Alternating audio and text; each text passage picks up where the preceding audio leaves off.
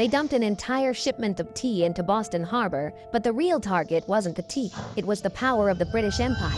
In 1773, Britain passed the Tea Act to help the struggling East India Company sell its enormous supply of tea in the American colonies. The new law actually made legal tea cheaper, but there was a catch. The tea still carried a British tax, and buying it could be seen as accepting Parliament's right to tax colonists who had no representatives in Parliament. To many colonists, this was not about the price of a drink.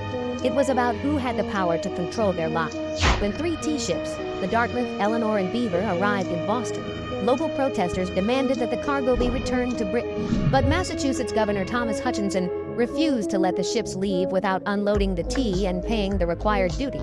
The deadline came on December 16, 1773. Thousands gathered near the Old South Meeting House as colonial leaders debated what to do. When negotiations failed, a group of men moved toward Griffin's Wharf. These protesters were connected to the resistance movement commonly called the Sons of Liberty.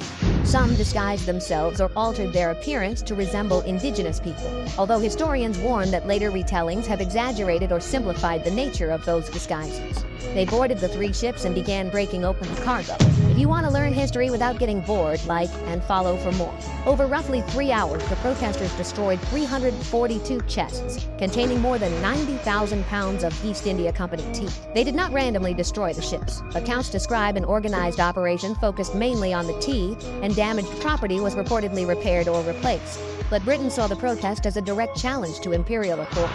Parliament responded in 1774 with laws the colonists called the Intolerable Acts. Boston Harbor was closed until the destroyed tea was paid for, and Massachusetts lost important powers of self-government. Britain hoped the punishment would isolate Boston. Instead, the other colonies sent aid and united in opposition. Their growing cooperation helped lead to the First Continental Congress and pushed Britain and its colonies closer to war. The Boston Tea Party destroyed no empire that night, but it proved that ordinary colonists were now willing to risk everything by openly defying one.